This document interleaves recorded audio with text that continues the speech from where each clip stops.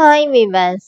இன்னைக்கு மார்ச் 15 சிறகடிக்க ஆசை சீரியல் என்னாச்சுன்னு சொல்லி பார்க்கலாம். அதுக்கு முன்னாடி எங்கள் சேனல் சப்ஸ்கிரைப் பண்ணாதவங்க மறக்காம சப்ஸ்கிரைப் பண்ணுங்க. இன்னைக்கு என்ன அப்படின்னு சொல்லி பார்த்தீங்கன்னா, இங்கே வந்து மீனா வந்து காசு கொடுக்க வராங்கல்ல, அப்போ அவங்க வந்து வாங்க மாட்டேங்கிறாங்க. அப்போ முத்து என்ன சொல்றாருன்னா, இந்த மாதிரி உறவுகளை சம்பாதிக்கிறது தான் ரொம்ப பெருசு அப்படின்னு சொல்லிட்டு ரெண்டு பேருமா வீட்டுக்கு வராங்க. இங்க வீட்டில் அண்ணாமலை வந்து என்னாச்சோ ஏதாச்சோ அப்படின்னு பதட்டத்திலே இருக்கிறாரு.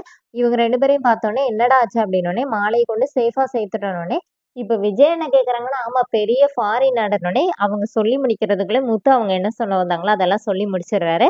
அப்புறமா அண்ணாமலை கேக்குறாரு, எதுக்குடா நம்ம வண்டியை தூக்குனாங்க அப்படின்னோடனே, இந்த மாதிரி எதிர்க்கட்சியில ஏதோ பிரச்சனை போலப்பா, அதனால நம்ம வண்டியை தூக்கி நம்மள பிரச்சனையில மாட்டி விட பார்த்தாங்கன்னொடனே, இந்த மாதிரி அரசியல் ஆர்டர்னா பிடிக்கிறதுக்கு முன்னாடி கொஞ்சம் யோசிச்சு செய்ய அப்படிங்கிற மாதிரி அண்ணாமலை சொன்னோடனே, சரின்னு முத்துவும் சொல்லிட்டு அங்கிருந்து போயிடுறாரு. இங்க அப்ப மீனா கிட்ட வந்து மாலைக்கெல்லாம் காசெல்லாம் குடுத்துரு, அந்த பூ வாங்குனதுக்கெல்லாம் காசு குடுத்துரு அப்படின்னு சொல்லிட்டு அவர் கிளம்பி போயிடுறாரு.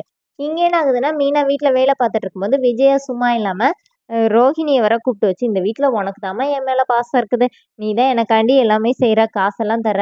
ஆனா இங்க வேற யாருக்குனாச்சும் அந்த பாசம் இருக்குதா பாரு. யாருனாச்சும் நமக்கு எதனாச்சும் நம்ம பேர்லயே கடை வச்சிருக்காங்க. நமக்கு வாடகை பணம்னாச்சும் தர்றாங்களா பாரு அப்படின்னோடனே, இப்ப மீனா நேரா ரூம்குள்ள போறாங்க. அப்ப வந்து ரோஹிணி, ஆன்ட்டி ஆன்ட்டி இந்த மாதிரி அவங்க ரூம்குள்ள போறாங்க. காசு தான் எண்ணுறாங்க. ரூ. 500 நோட்டா எண்ணுறாங்கன்னு சொல்லிட்டு மீனா செய்ய செய்ய இங்க வந்து சொல்லிட்டே இருக்காங்க. மீனா எல்லாத்தையும் பர்ஸ்ல எடுத்து வச்சுட்டு விஜய் கிட்ட வந்து இந்த மாதிரி எனக்கு கொஞ்சம் வேலை இருக்கு அத்தை. நான் வெளியில போயிட்டு வரேன். இந்த மாதிரி அடுப்புல குழம்பு வச்சிருக்கேன். கொதிச்சோடனே ஆஃப் பண்ணிருங்க அப்படின்னோடனே, பாத்தியா கொஞ்சம் காசு வந்தோடனே எனக்கே வேலை கொடுத்துட்டு போறா அப்படின்னோடனே, இப்போ இவங்க பணத்தெல்லாம் எடுத்துட்டு எங்க போறாங்க அப்படின்னு சொல்லிட்டு ரோகிணி விஜய் கிட்ட கேட்கும்போது, வேற எங்க போவா, எல்லாத்தையும் கொண்டு போய் அவங்க வீட்டுல போய் அள்ளி கொடுக்க போவா அப்படின்னு.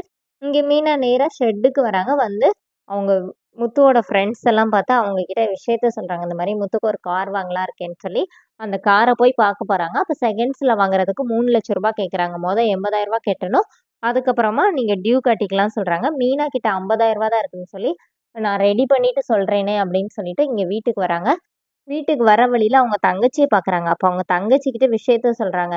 என்கிட்ட ஒரு 50,000 இருக்குடி. அப்புறம் நான் சேர்த்து வச்சதுல ஒரு 10 இருக்கு. இன்னும் ஒரு 20,000 வேணும். நீ வந்து யார்கிட்டயா வாங்கி தரியா அப்படின்னோடனே, இந்த மாதிரி நம்ம வீட்டு பக்கத்துல தண்டபாணின்னு ஒரு அண்ணன் வந்து வாடகை இந்த மாதிரி வட்டி கொடுக்குறாரு. ஆனா அவர் உன் கடையை பார்த்துட்டு தான் காசு தருவாரு. நான் போய் அவர்கிட்ட விவரத்தை சொல்றேன். அவர் வந்து உன்னை பாப்பாருன்னு சொல்லி அனுப்பிவிட்டோன்னே, இப்ப தண்டபாணி வந்து மீனா கடையை சுத்தி சுத்தி பார்த்துட்டு இருக்கும்போது விஜய வந்து நீ என்ன என் வீட்டு முன்னாடி நின்னு பார்த்துட்டு இருக்கேன்னு சொல்லி ரெண்டு பேருமா சண்டை போட்டுட்டு இருக்காங்க. அதோட என்னோட எபிசோட் ரன் பண்ணிட்டாங்க. நாளைக்கு என்ன அப்படின்னா, மனோஜ் வந்து ரோஹிணியோட பார்லருக்கு வர்றாரு. அப்ப அங்க வந்து கிரீன் வேர்ல்டுன்னு எழுதியிருக்கதை பார்த்துட்டு, என்ன அம்மா பேர்ல தானே என்னை ஆரம்பிச்ச, வேற பேர் இருக்கணும்னே இப்போ ரோகிணியோட ஃப்ரெண்டு சும்மா இல்லாம பேரை ரிப்பேர் பண்ண கொடுத்துருக்கணும்னே மனோஜ் என்னது அப்படின்னு கேட்குறாரு. அப்போ ரோகிணி என்ன சொல்றதுன்னே தெரியாம அப்படியே சமாளிக்கிறாங்க. அதோட என்னோட எபிசோட் ரன் பண்ணியிருக்காங்க. தேங்க்யூ.